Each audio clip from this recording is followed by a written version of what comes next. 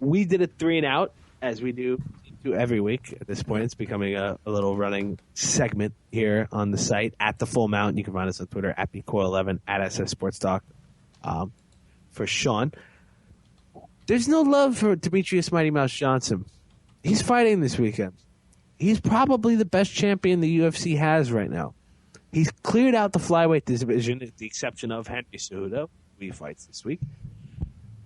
But he's a co-main event, and he doesn't seem to draw that well. Why is that?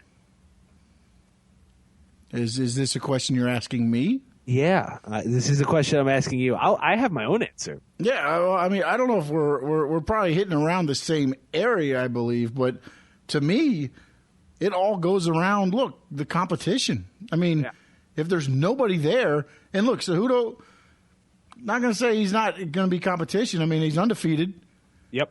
But you're looking at, when I looked at the top three, and this was something that I was like, wait a minute. When I looked at the top three, Johnson's already beat the top two twice each. Yeah. I mean, and then your third guy is Cejudo, who's, kind of, I won't say new to the game, but I mean, relatively, That's your competition. How do you build a fight with hey, watch this guy beat the guy? That's the problem they're going to have with the Miesha Tate and Ronda Rousey fight. Yeah. You've already beat a person twice. How do you promote that? He's got to look for super fights or move some weight classes.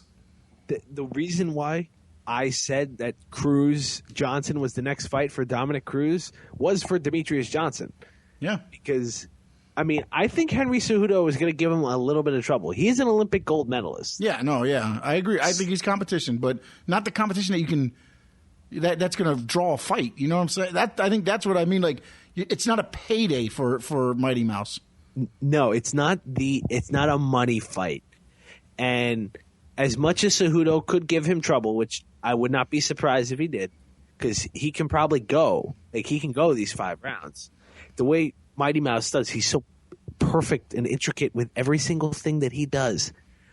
And he can go for 5 rounds. He can go for 7 rounds. He can probably go for 10 rounds. This guy is an absolute stud, and every single thing that he can do, his punches are always on point and accurate. His grappling, his speed around the octagon is unmatched in the sport's history, in my opinion. But the competition, I think, has a part to it. But he's a flyweight. And unfortunately, that hurts him. It shouldn't, because he's the best athlete that the UFC probably has right now. But when people are sitting at home and they see a guy who's 5'5", 125 pounds, the casual MMA, like the casual fan will go, "Oh, I could beat that guy. I'm bigger than him," and it's it's an idiotic way to look at things. But this is the fight. These are the people that you draw. Like it's not just intelligent fans. It's people who've never seen the sport before. Yep. And when you see Mighty Mouse, it's not a guy who's like, oh my God, like he's got the look. Mm-hmm. He doesn't. And but you gotta remember his weight class. What is it, 125? 125. I mean, how many 125 guys? Honestly, when you're walking down the street, there's 125 pound guys that could probably take me in a heartbeat. But if I'm walking down the street and I look at him, I'm not going, you know what? That's a guy I want to watch. I'm not. It's not. And McGregor at 145, number one, he's a big featherweight. But McGregor's got the mouth. Yeah, that's the other thing that helps him. And Mighty Mouse is a very smart, intelligent, witty guy. But he's not going to play – he doesn't play this creative, imaginative game. He drops like knowledge on what he's going to say and what he's going to do, and then he goes out and do it. And unfortunately, that doesn't sell. It doesn't sell.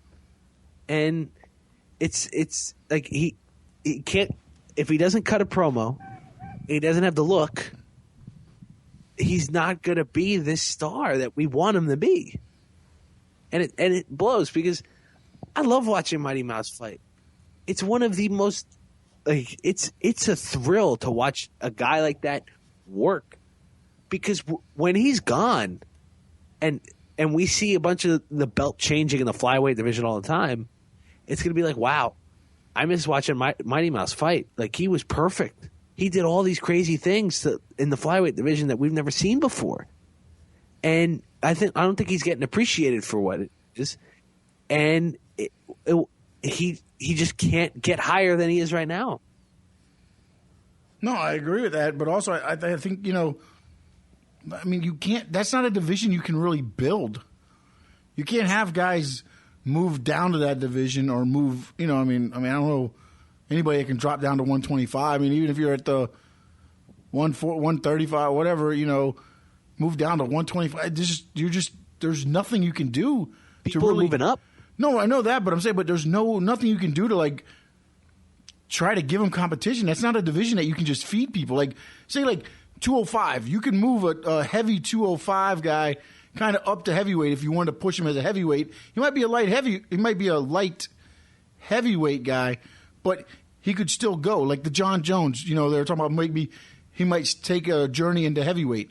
That's something that you can do. You can't really do anything with the 125. There's no way for the UFC to build competition for him other than, I guess, you could do the what was the CM Punk sweepstakes thing that Dana White was doing? The looking for a fight-esque thing? I guess you can start try to find 125 pounders, I guess, that way.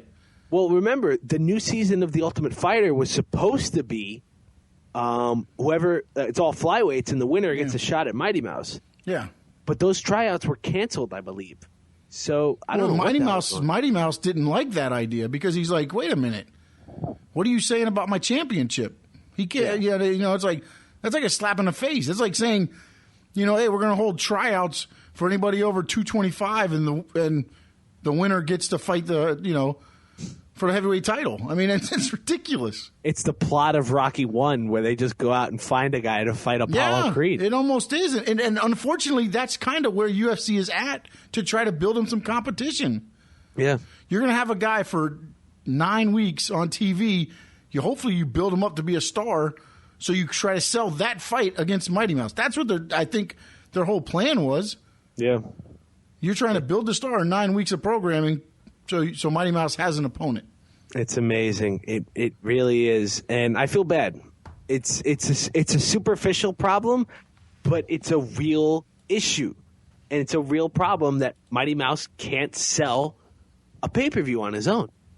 But now, I think it has to go with. I mean, like you said earlier too, is that again? I mean, I hate people do not want to admit this, but when you see somebody that you look at and you go, "I think I could take that guy."